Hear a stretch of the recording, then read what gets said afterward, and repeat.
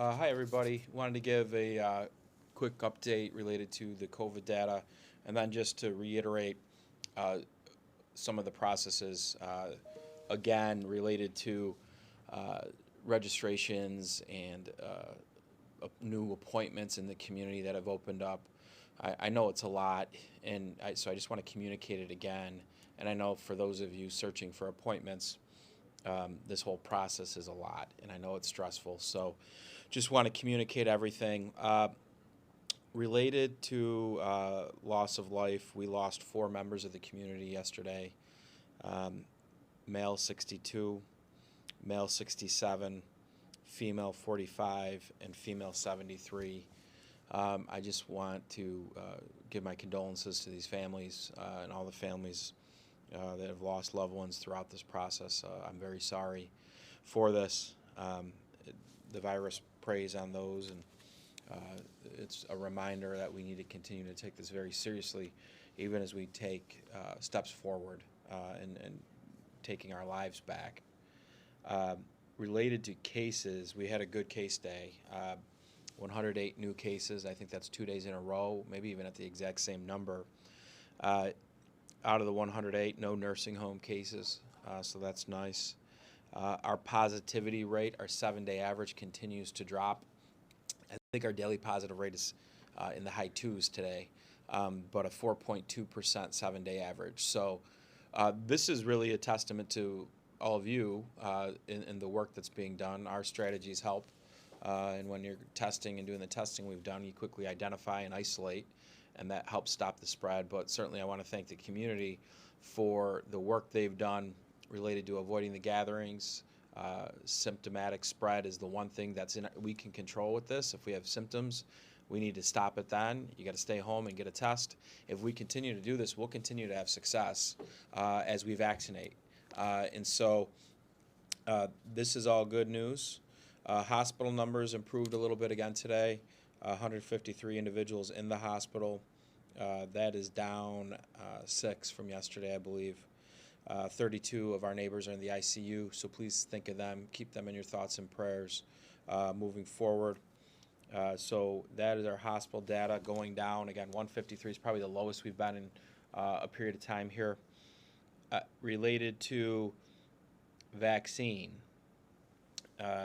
let's go through this. So this morning we had a press conference announcing a partnership with Kinney Drugs related to an initiative we called OnList. And what OnList is trying to focus in on is pre-registering seniors into a waiting list that all of our pods being point of distributions, will have the opportunity to pull from each week as they get new vaccine. So Kinney Drugs is committed to this, certainly in county government.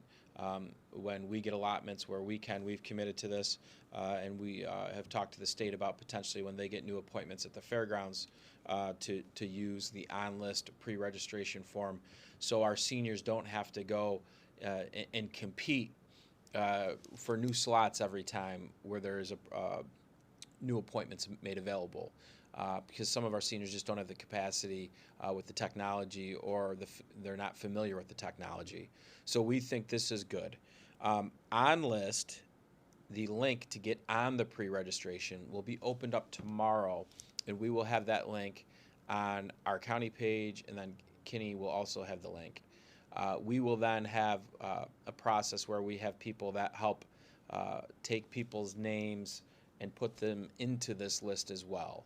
So we recognize that, again, there's technology barriers here, and this will be a pre-registration list up to 10,000 people, and each week there will be a random selection on who gets the appointments. So this is a tool that we think will be successful. We hope, like everything with the pandemic, as we have new challenges, we pivot and we figure out how to come up with solutions. Now we have 2 new clinics with new appointments. The county clinic, focused in on 1B, which is a range of categories, is going to be Friday. Again, the link will be on the county webpage, and the link will go live tomorrow, Thursday, at noon. So today's Wednesday. I spoke about this morning and again this afternoon.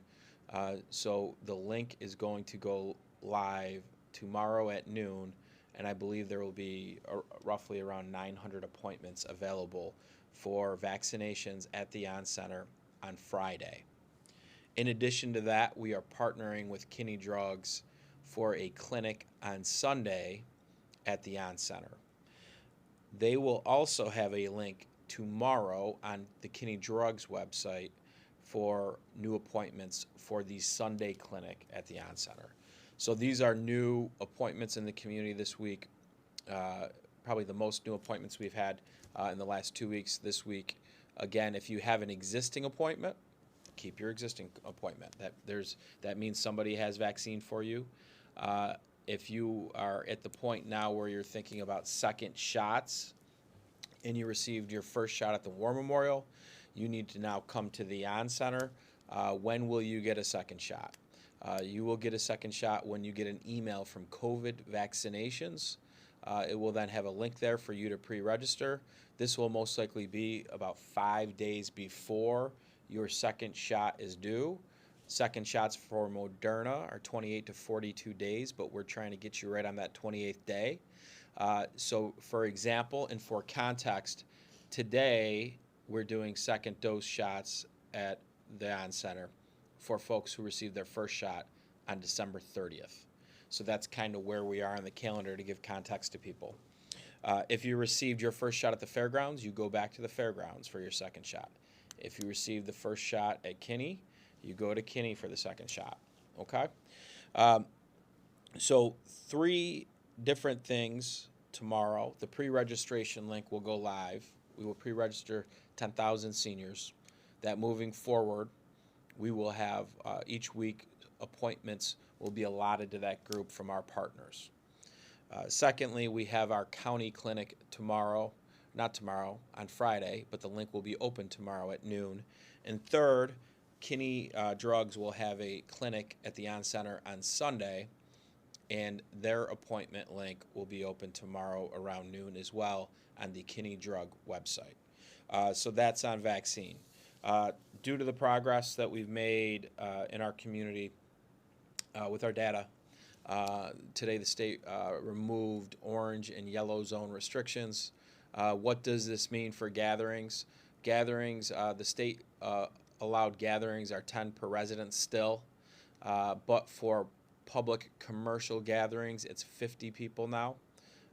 Again, everybody, there's still regulations, there's still distancing, mask wearing, etc.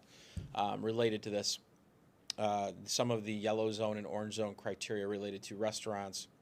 Restaurants are back at 50% capacity, 10 people per table, which I know will make families larger than 4 happy. You can sit together again at a restaurant. And so those are where we are. We've made improvements there. We've made progress there. So we're happy to see some of those restrictions get pulled back overall. But I will do a regularly scheduled briefing tomorrow. But again, good day on cases, good day on hospitalizations. Positivity rate is going lower, and we're in a good spot. Please, symptomatic spread will be our challenge. When you're symptomatic with any COVID symptoms, you have to stay home and you need to get a test. That's the pledge we all need to take, and if we do that, we'll continue to have success. And on the vaccine front, we're just going to continue to communicate and communicate and communicate. This is going to be a grind until we get more supply, and then we can meet the needs quicker. Again, the only positive related to the supply shortage is we have distribution that when we get it, we'll be able to do this very quickly. We can vaccinate very, very quickly, lots of people.